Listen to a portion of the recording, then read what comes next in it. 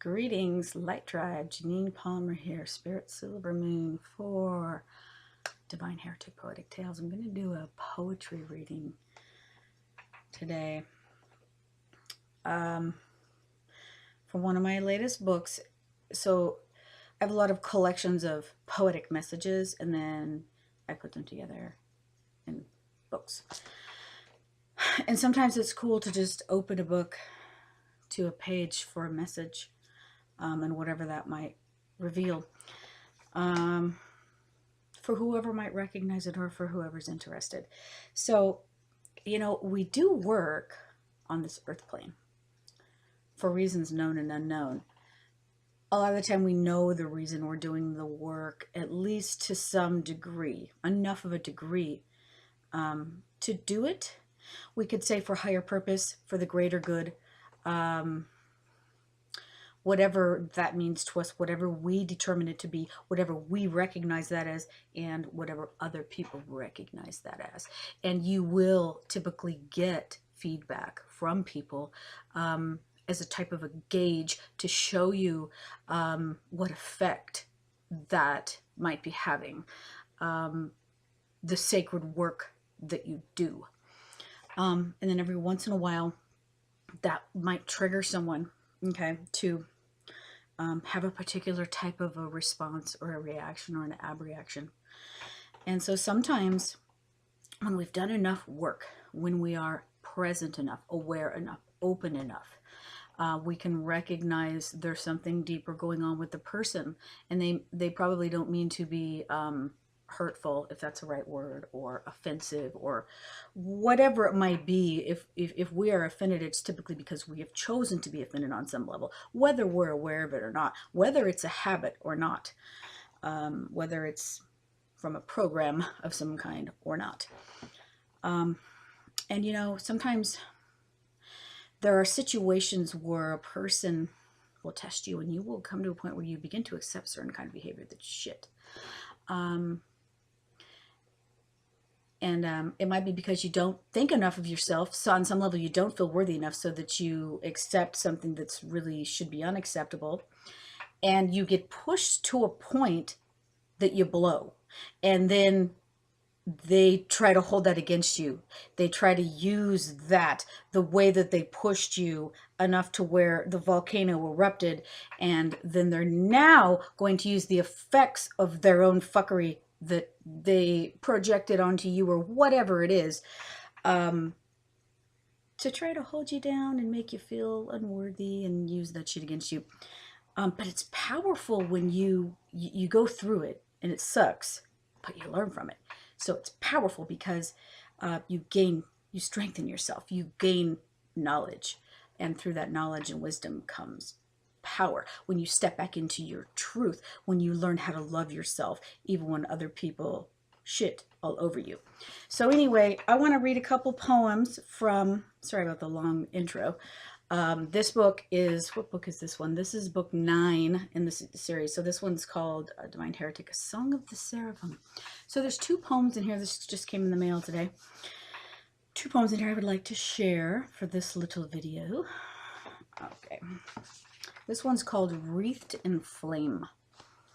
Flames of purity rising, swirling all around, hidden within an aura cloaked, flowing to the ground. Wreathed in sacred fire, cloaked in auric flame, forged from all the colors of creation's name.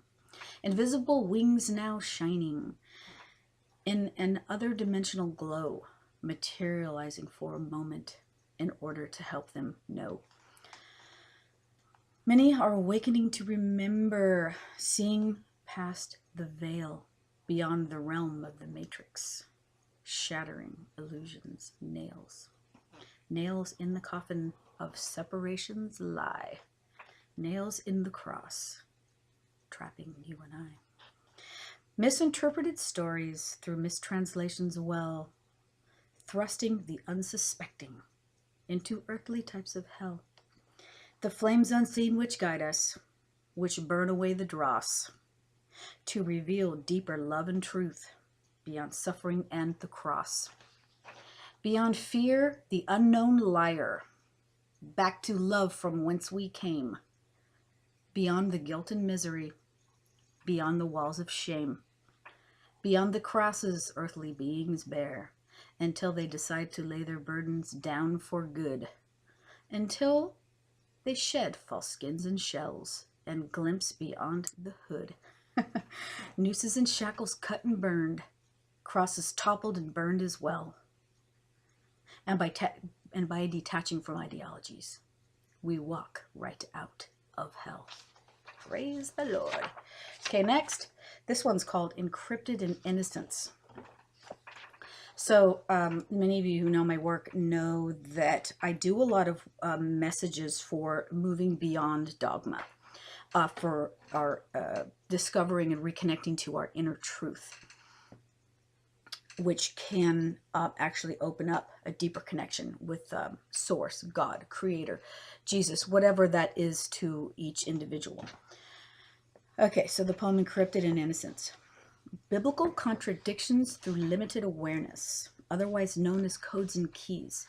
And who are we but divine scientists who are supposed to decipher these? Is it for harm or enhancement, this earth journey skipping through hell, until we remember that holiness is wisdom, forgotten due to the wounds where we dwell? How much of your innocence is remembered? How much of your innocence is veiled? How much of your power is still with you? And how much to a false cross is nailed?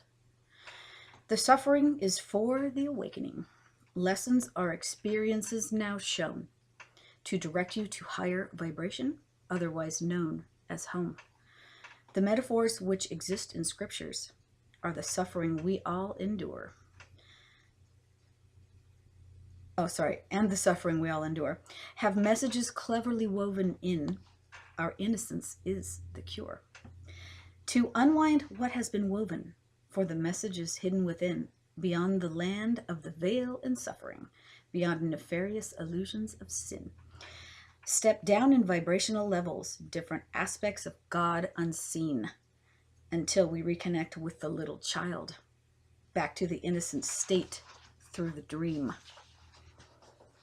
Aware of the aspects of shadow and light, even through wrathful and vengeful stages, beyond all jealousy and judgment, to turn the other pages.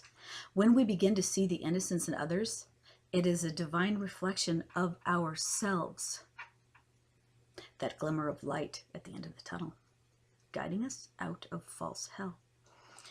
Just as the scriptures might attempt to imply, God learns and gains through aspects of us until we move beyond the need for suffering. No need for stuckness through sacrifice or blood. Sparks of God in earth school, in amnesia stumbling around until we find the truth within, beyond the fool and the clown. Out of the impersonal came the personal, where personality was created to experience from different perspectives, to move beyond our egos so jaded.